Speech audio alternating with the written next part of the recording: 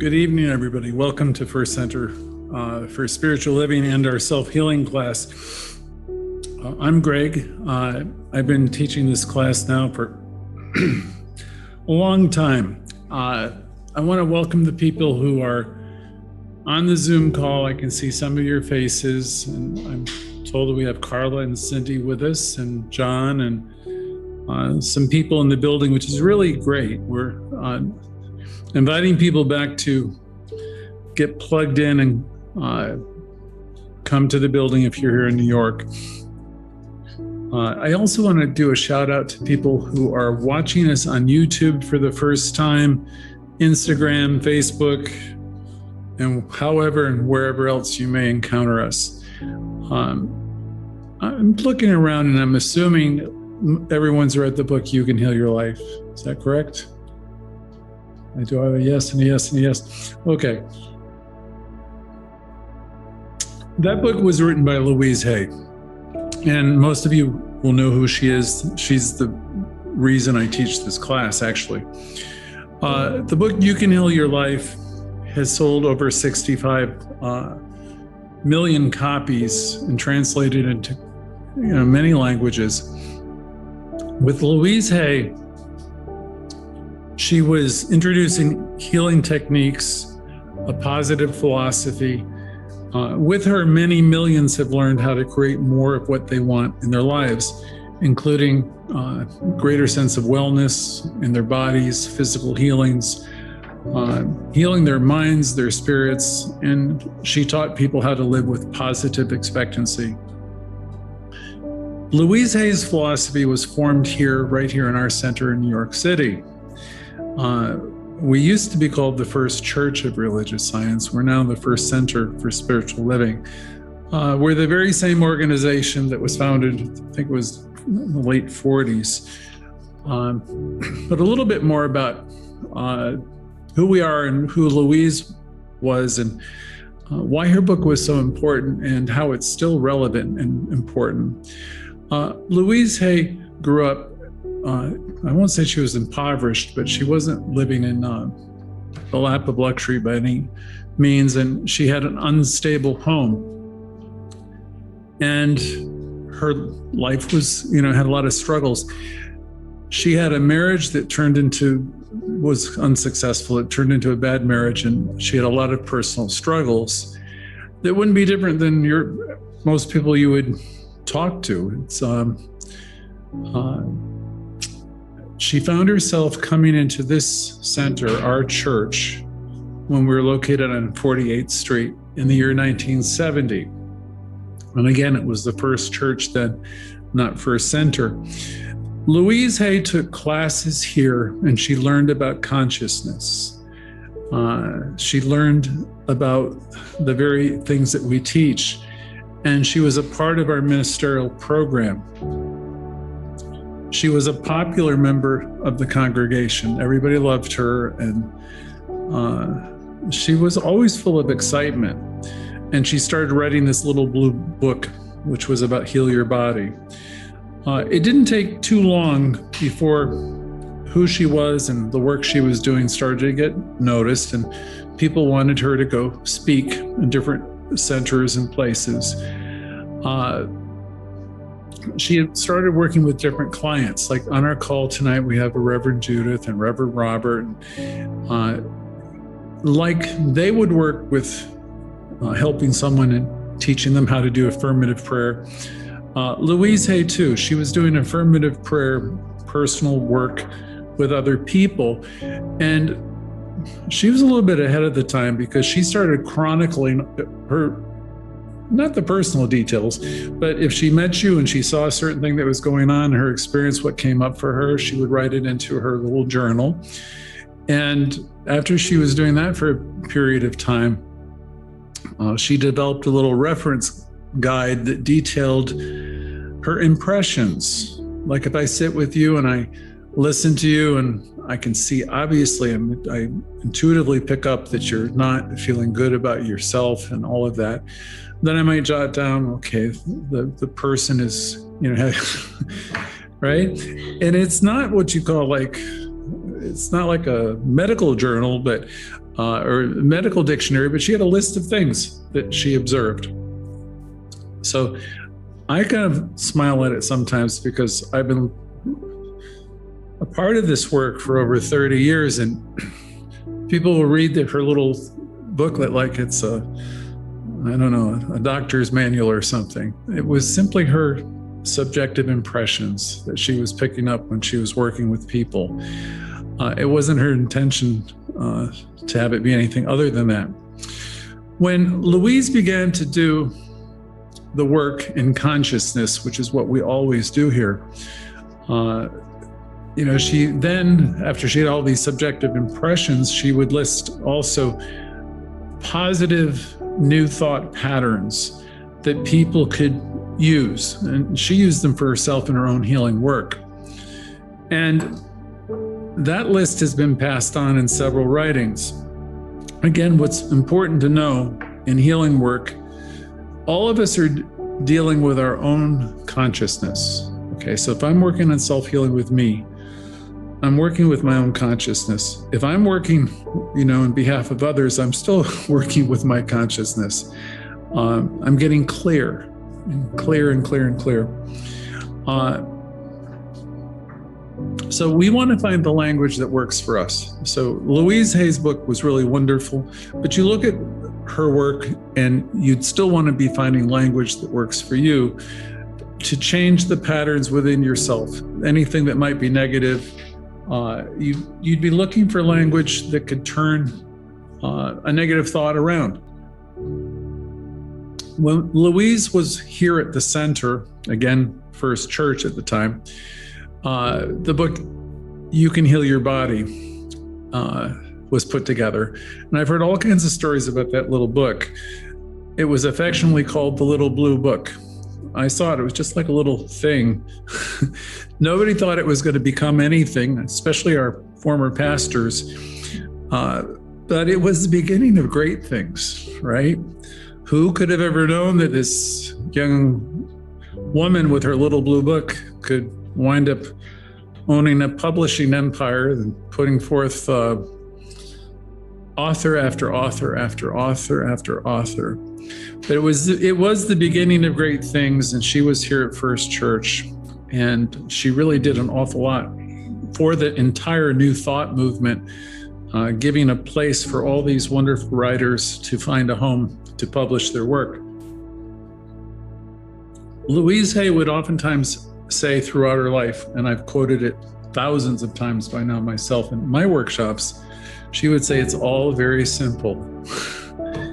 And, you'll hear that phrase so many times. And she's talking about the law and the use of the law and improving your life. It's all very simple. Now, nowhere ever did I ever hear her say it's all very easy, but I've heard her say it's all very simple. And it is, of course. And she was talking about the law. And she was saying, essentially what I would say every week here, that life is responding to you endlessly. It's response to you and your consciousness. And that every experience that you have, if you really are working it right, you're going to understand it's about consciousness. Louise knew that not everybody was there yet. What do I mean by there? Not everybody is in consciousness to the place where they know I'm creating my own life. That isn't the way most of the people will live their lives. It just isn't.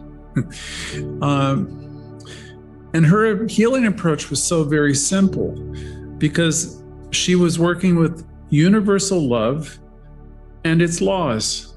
These are laws that she didn't create. Raymond Charles Barker, our founder, didn't create these laws.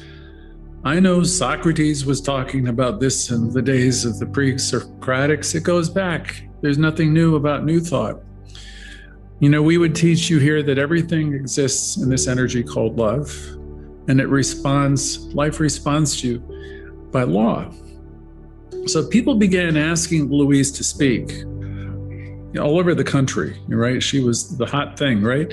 So she started traveling around wherever she could to spiritual centers and doing workshops, lecturing and facilitating them. And basically the theme would always be some version of loving ourselves more, and healing our lives, changing the conversation around. During the 70s, Louise found herself with a challenge with her own health. And it was a cancer challenge, as I recall. And so at this point, she had a lot of good training and information, and she was learning about nutrition. She was learning about healing and consciousness, and she was wide open to different ideas. So she chose to deal with her illness in non-traditional ways. Of course, that scares a lot of people, just the thought of not following the doctor's advice. But in her case, she was using both the physicians, because she realized God is in the doctors too. She was using the physicians, the medicines, but she was definitely using spiritual mind treatment, affirmative prayer, and she knew that the real power was in mind, in her own mind. I remember so well her saying, you can keep having surgeries and having things removed, she says, but unless you get at the pattern of thought within, you're going to keep, you can only go through so many of these surgeries. And so she turned out being very successful in healing her body and practicing what she was teaching and preaching. She was really, I remember in the 90s, everybody was studying in my world the mind-body connection, and she was doing this before a lot of these folks. She knew that the mind definitely can impact the body and create health and a sense of wellness, wholeness, or it could do the exact opposite. The mind can draw into your world everything that represents dis-ease. So later, Louise Hay would outline her whole philosophy, which is really a condensation and simplification of what we teach in the science of mind. And she would say, everybody's 100% responsible for the things that they're bringing into their experience. And I know that's true. I didn't always like hearing it. And I'm always careful when I say that. When we say we're each 100% responsible for what's going on in our lives, it isn't to suggest that anybody's wrong or anybody's to blame for anything. It's just, this is where you are. This is what you know. And what you know either attracts this or that, or, so it's a question of consciousness. It's never a question of blame, right? So I'm careful to say there's no blame to this statement intended. What Louise was trying to get at is that we bring to every situation, we bring it all into our lives. All situations come to us by means of consciousness. And ultimately, everything that's going on is an opportunity for healing and spiritual growth. In the early 80s, Louise Hay moved to California from New York, and she had all this workshop experience, and she began, putting all her material together, and she started writing. She wrote about what it was to be a practitioner, what it was to practice the teaching. She wrote about the experiences she was having with all the people she had counseled and done prayer work for, both here in New York and in the workshops afterwards. Louise had a real powerful message, especially because she had successfully dealt with her own medical history, a few years before. In 1984, she wrote the book, You Can Heal Your Life. Usually I have a copy here, but it doesn't matter. So that book was published in 1984, and in it she explains how our beliefs and ideas about ourselves are often the cause of our emotional problems and our physical maladies. How we invite disease. Not consciously, like I want to get sick, but our thinking and our thoughts, and how we focus on the problems and physical maladies, how we, not on the conscious level, but on a subconscious level, you're inviting dis-ease, and how we can use tools that we teach here to create wholeness and health. And she showed us how we can heal in every area of our life. Louise Hay, as well as anyone, knew that we do our work in consciousness. She was really clear about that. We do our work in consciousness. She definitely would work with medical providers, as I said before, the same way most of us would today. But she strongly understood that she was the author of her own life, that she was writing the script. So she would not be a person that's going to have the doctor be the authority. The doctor might be an advisor and one of several. Like any intelligent person, you seek good information. And then ultimately, she would know that she is the one who's going to make the decisions. From that book, she said, all healing is self-healing. So for the past 20, 30 years, I've been teaching this, and the idea of all healing is self-healing. The question I will ask every Thursday night, and I've done for so many years, is what is the inner dialogue that you're having? Louise asked that question in so many ways, and I ask it every Thursday night. I'm trying to get people to really consider practice becoming more mindful. My generation, there used to be a song, "What condition is my condition in?" It's kind of like tuning in and just monitoring and just noticing, what's it like being you all day long? What is that inner chitter chatter? What is that about? Is it life-giving? Is it wonderful? Are you self-correcting all the time? As soon as you go as soon as you go and say something negative about yourself, pay attention to that stuff. Become mindful, because it's really valuable to start turning that around and to begin, wherever you do it, stop in the name of love. We play with the way we do it. Tell yourself next. Tell yourself cancel. Replace whatever. The suggestion is for you to replace whatever it is that you're spinning that's negative, and practice neutralizing that type of thought and activity. If you get more involved in new thought, you learn how to do affirmative prayer powerfully. It will become a spiritual practice where you will neutralize any and all ideas that are not life-giving. And you'll always be replacing them with the ideas of truth. Say there's factual stuff that happens, and then there's, you could say, okay, well, my bank account is this, my physical situation is that. These are facts, right? But they're not necessarily the truth of you at all. I used to teach a class, I had the same number. Wells Fargo said my balance is negative $14.23. So I'm using that example for 20 years. And I could conclude from that statement that I have a problem, that I am broke, and I could tell myself a whole bunch of stuff, and all that stuff would not be true. The truth of it is I'm an inlet and outlet of God activity. I'm one with Source. I'm an individualization of Source, and everything that it has is mine. And if you're operating from being plugged in and you're knowing who and what you are, then you're operating from truth, and it's a very powerful place. So all healing is self-healing. So that means all these conversations that we have with the most important person in the world, which is us, we want to alter them. We want to be really willing to embrace the bigger idea.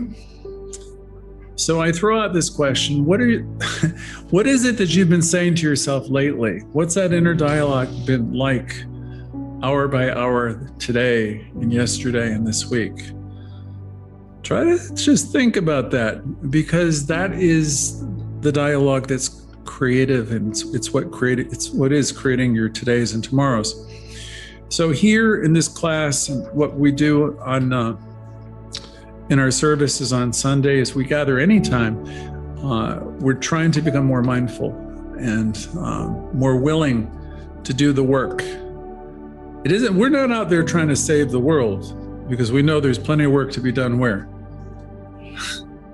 Because here's the thing, when you really work with yourself, you're going to find how the world is doing pretty well. This is always going to be an inside job.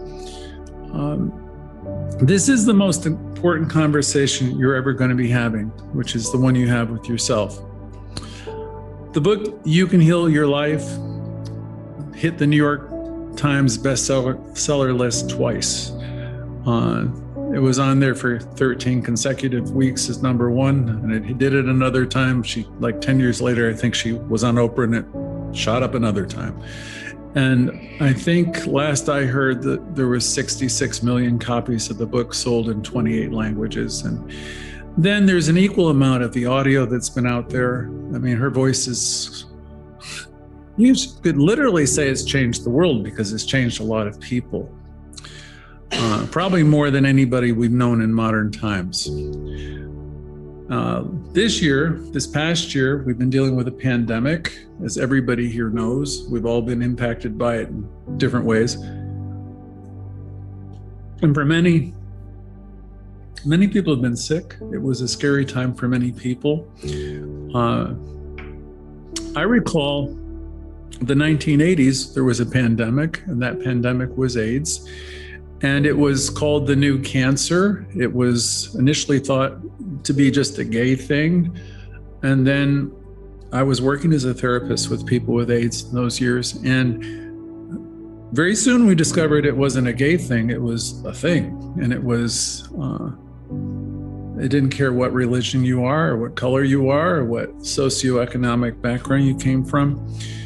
And it was impacting American cities very quickly and then globally. And there was no treatment at all for many years.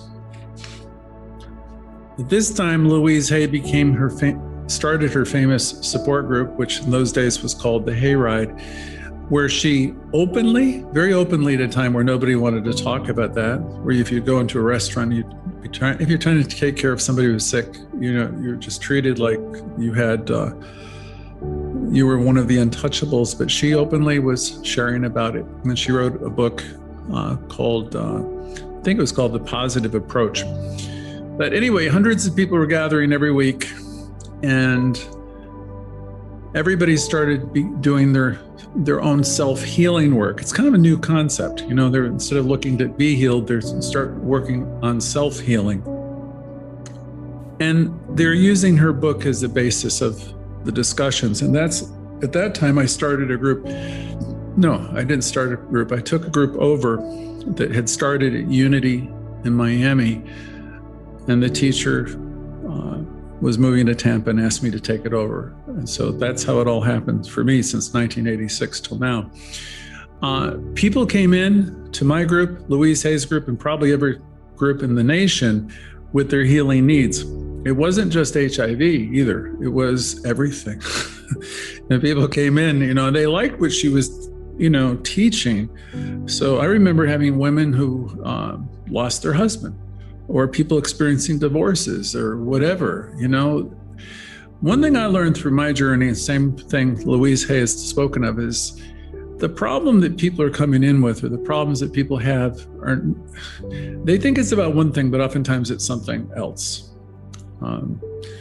Louise Hay said that, I've been listening to people for, hundreds of people, thousands of people, and a lot of different problems, but she'll say the bottom line, as I speak to any and all, is there's a sense that there's something wrong with me, or there's something missing, or that I'm not okay in some way. I'm not smart enough. I'm too something, too old, too fat, we got this really critical thing that goes on in terms of internal messaging that we acquire along the way of being kids and we're growing up, right? So what we do is we come together in a place like this, and we begin to learn how to embrace more powerful messages of self-acceptance and self-approval. And, that phrase, self-acceptance and self-approval in the now. Now, starting here right now today, self-acceptance, self-approval in the now are the keys to all positive changes. So I recall fondly facilitating all those groups for all those years, and I can echo, or if not verbatim, repeat all of her messages word by word now. People were coming to healing centers within a couple of years after, all over the country. And Generally, when people come in, there's some type of complaint in their life. And one thing I have to put forward in these classes, it's good to come in, and no one likes to see someone suffering, but people come in and they're hurting, or they're trying to figure something out, right? They might be worried about their children. They might be worried about their spouse, their girlfriend, boyfriend. They talk about what's wrong, and they talk about what's missing. And oftentimes they talk about what's wrong with somebody else when they come into our groups. And so you got to be careful when you say we're each 100% responsible, because that's not what they want to hear. They want to be soothed and cared for and want us to make it go away. At least that's a lot of people. And we know that we can't take that away. We can really do something better. We can teach them how to heal their life and give them tools so they can ascend and level up, and we can show them, and we can still teach what Louise was teaching. We can teach people how to love their lives and how to have everything get much better. So some of the things I've learned from all this teaching for the past 30 years is the same thing that Louise Hay concluded. The problems that people are talking about, the things that people are complaining about, are rarely the real problem. Generally speaking, most people, your average person, is what I call very much other referred. No, I got this after Louise. I got this in a good therapy group about 15 years after Louise. What does that mean? Other referred. Can you imagine? Most of the world is other referred rather than self-referred.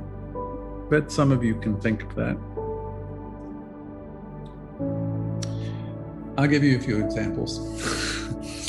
And it's okay if you're other referred, but this was a big lesson for me when I started to get my head around this. You might be worried to death about what your boyfriend or girlfriend is doing, where they're going. Or you might be completely obsessed or somewhat obsessed with what one of your children or grandchildren are doing. You don't have any peace because you're just all worried about these other people. Or you might have trust issues. You might not trust them. And so you're all like, I don't trust, and I'm this, and I'm worried, and I'm that. I don't have any inner peace. And am I the only one that's ever had a troubled relationship?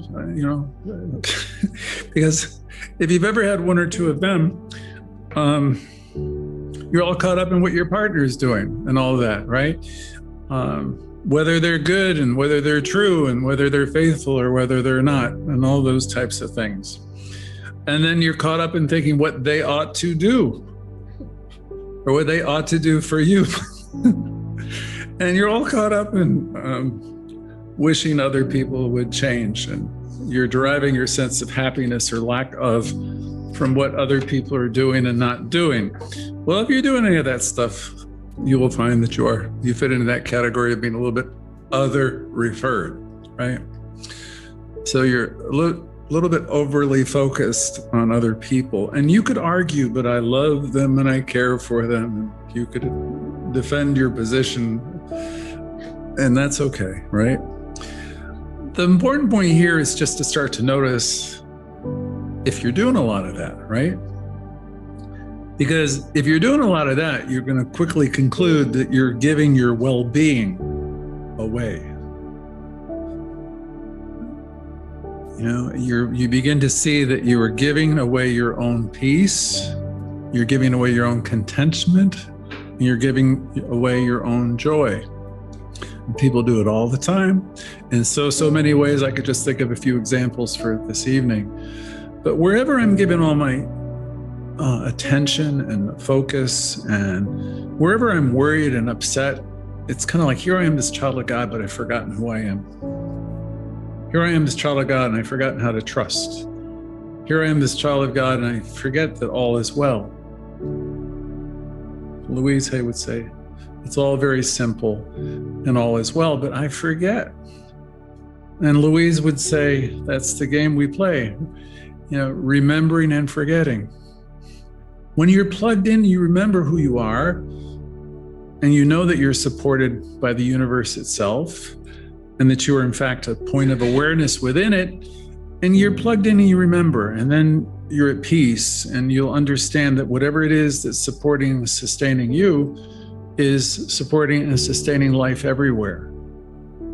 And then you start to let go of all that control drama, and you realize, my goodness gracious, whatever they do, they're going to do. Truly, your higher obligation is to love yourself and to be at peace. And your consciousness will rise and rise and rise as you do the work. I've been watching students for over 30 years. The ones who seem to go and grow the most are the ones who just stay in a place. They plug in this group, some group, and just keep it going and keep reminding themselves. It doesn't require a lot of effort, but it requires just keep remembering. And then becoming mindful of what that chitter chatter is that's going on within you.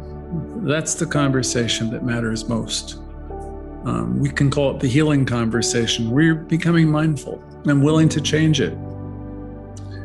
Loads of good books to support these ideas. The Four Agreements is one of the best because it says you have all these agreements that you've had since you're a little boy or little girl. And you've adopted and you've accepted them. So maybe now that we're 20, 30, 40, whatever, we could take a look at some of these old rules and agreements, because many of them don't really support the highest and best. Each of us are here to soar and to expand and to grow. So we want to open up those channels in mind so we can. So as I was preparing today, I thought, well, I'm going to throw it out, let you know, if you don't know, that most of the world is other referred. And that's all right. But I want this group, who's ever listening today and beyond, or picks it up on YouTube later, to know that you are a source of your own happiness. You are a cause to your own experience. You're the author of your own story, and you're creating all the characters in your life to be something. And that's what you get to do. You're creating your own life. So the person could be a scoundrel this week. It'll be the great love of my life next. It'll be something else the following. And it really will have very little to do with them. It's really going to be about your own consciousness. So we're really here working on minding our own spiritual business. And it's really what we do. I have a couple more examples. A person might be other referred if their source of happiness seems always to be outside themselves.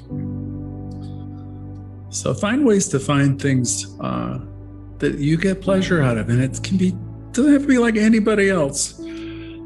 You might want to go over to the museum. I haven't been in there in a couple of years. I keep saying I want to go there. You might want to go over to the park. I mean, there's 1,000 things that you might want to do just for you.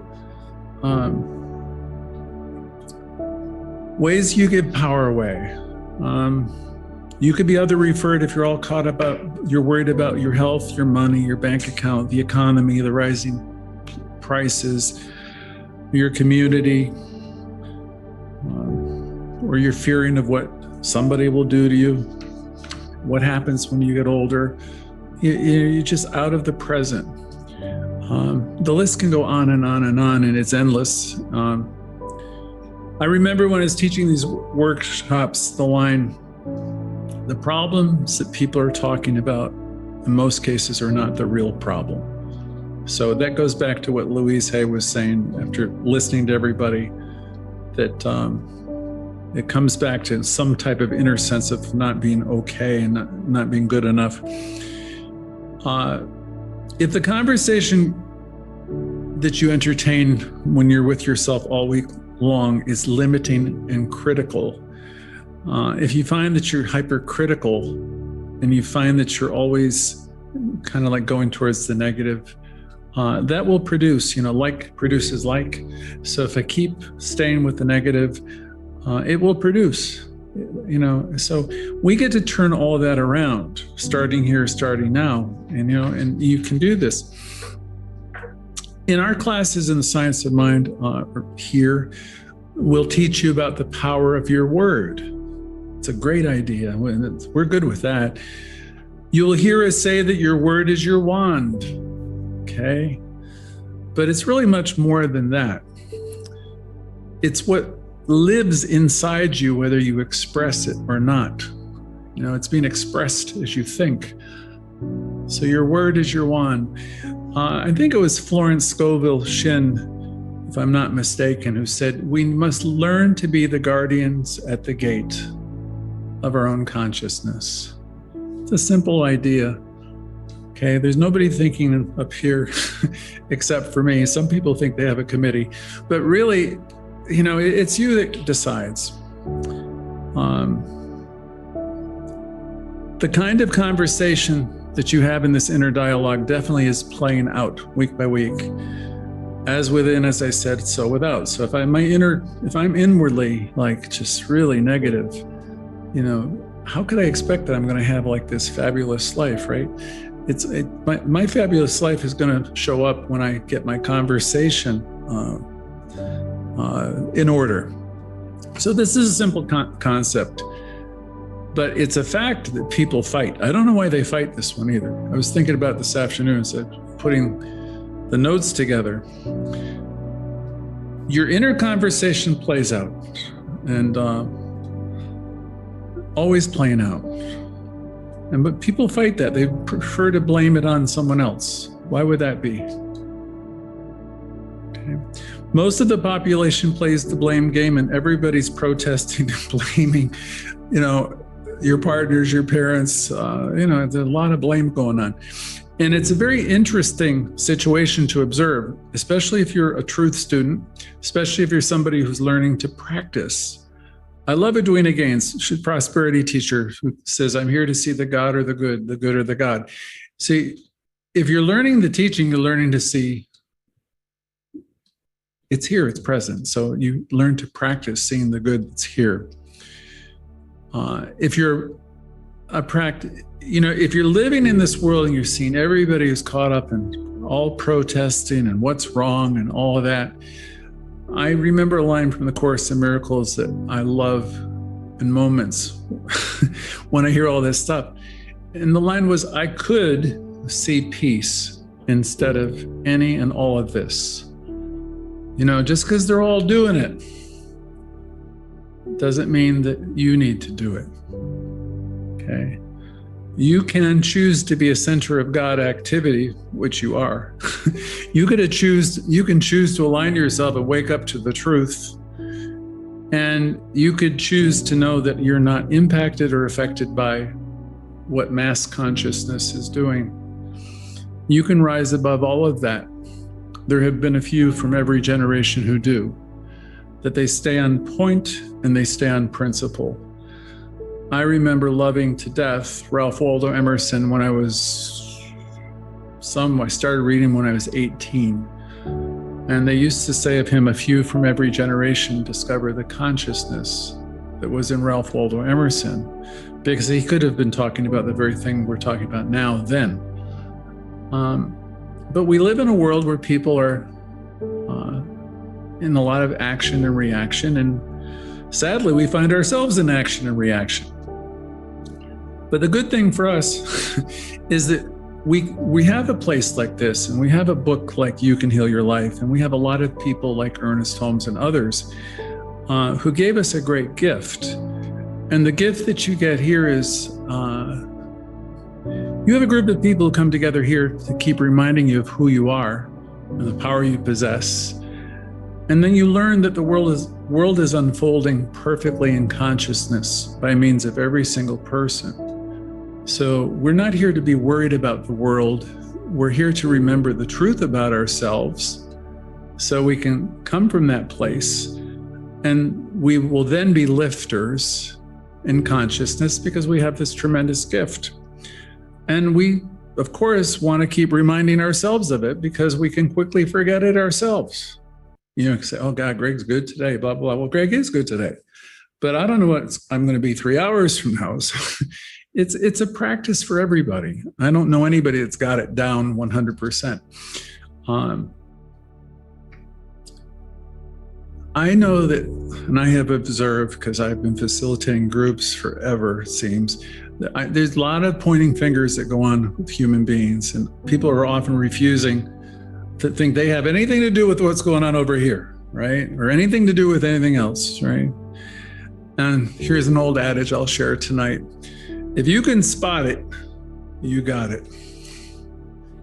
So you can sit there and judge other people. If you can spot it, if there's something within you that, you've either been through it, you've experienced it. We're all one together. In truth, there's nothing outside of you ever. So I'm connected with everybody in this room and everyone in the town. And so I can't say it's like, I can observe it, and I can also understand whoever they are, wherever they are, they're doing the best they can with what they know. I get to live in this teaching and understand that the choice will always be with you, to come from an elevated, connected place, or to descend into the blame game and all that stuff. How do you get out of that and to live from a more elevated place? Well, the first thing to do is start paying attention to the inner dialogue, because that's the thing. Just start monitoring your own thoughts and start making the corrections, and do so lovingly, not critically. And notice as I'm finger pointing, if I'm pointing fingers, I'm really talking about myself, whether I know it or not, right? Let's see. If you're coming into a workshop like this, you're going to be hearing me remind you of what Louise Hay said 30 years ago. Never, never, never criticize yourself, no matter what. Pay extra attention to the word should and how you use it. In most cases, Louise said it means that not good enough, not good enough. It's critical, right? And it's often a reflection of what lives within yourself, much more than anyone else. And Louise thought it was the worst word in the English language. So, and then usually when you're using the word should, it's an expression of judgment in most cases. And you could say something like, I could see peace instead of this. I could love myself more. I can love others more. I can learn to be a cheerleader for myself and a champion for myself and for others. If you just have a native thing, you want to get into the fight, you can, but it's not the enlightened way to go. I'll joke on the Irish because I'm Irish. We used to have an old saying, is this a private fight or can anybody get in? So, if that's where you are, that's where you are. I can't judge it, but, hopefully we've grown from that, right? You can rise as high as you want to, and you can really know that all is well and everyone's doing the best they can. You can become a cheerleader for yourself and others. So we're working towards spiritual realization. The more you get involved here, we'll teach you how to do affirmative prayer, and you'll quiet yourself, and you'll come to know that you live, move, and have your being in this perfect presence, and that it responds to you. And we'll get out of the blame game. Today I was putting my notes together, and I remember from the time I was an altar boy, which seems like 100 years ago, there was a passage in the New Testament from Matthew. It went on to say, you can see a speck in your friend's eye, but you don't seem to be capable of seeing the log that's in your own. And isn't that the truth? So we do our work in mind. We work on ourselves. It's usually a full-time job for most of us. There was a Reverend Bill Cameron in Miami who was one of my first teachers. He was an older guy, probably older than I am now. And he was wonderful. And he was the pastor in the same church where I was teaching the Louise Hay workshops in the 80s. Really one of my favorite people. He told me when he was a young man, he was studying psychology and he was fascinated with it. And he was really fascinated with abnormal psychology. And he didn't need a diagnostic statistic manual to know what was wrong with people. He could tell you, talking to somebody 5 minutes, he knew everything that was wrong with these and how to define it and categorize it. And he got really good at it, right? He said he became so well trained in seeing what was wrong and what was missing. And I remember him exclaiming to us, I was a young student, he was all passionate. He said, I got to the point in my career when I was going to become a doctor, have a doctorate in psychology, and I realized I was looking at I was approaching all of life backwards. And he said that was a great discovery, a great epiphany. He realized he was not taking the positive approach that Louise Hay was talking about all those years ago. He realized that he was living his life backwards. So instead of putting all that energy in analysis, and the root word of analysis is to dissect and take apart, instead of doing that, let's start putting our energy and time into seeing what's good, what's possible, even in people that you think are really, really, acting terribly, right? We want to learn to be the lifters and to see the God, the good in those, and not just those people, all people. If you're coming from that kind of place of connection, and you stop doing what's wrong with me and what's wrong with others, you're going to rise, you're going to ascend. Your consciousness is going to elevate. You're going to be like the crest of the wave, like we're all like part of a wave with the crest of the wave, because you're going to be one of the ones who can see further. And you'll know that all is well in the world and everyone's evoluting along, doing the best they can.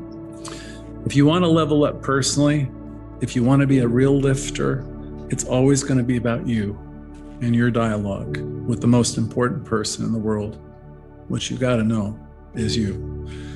And so ends tonight's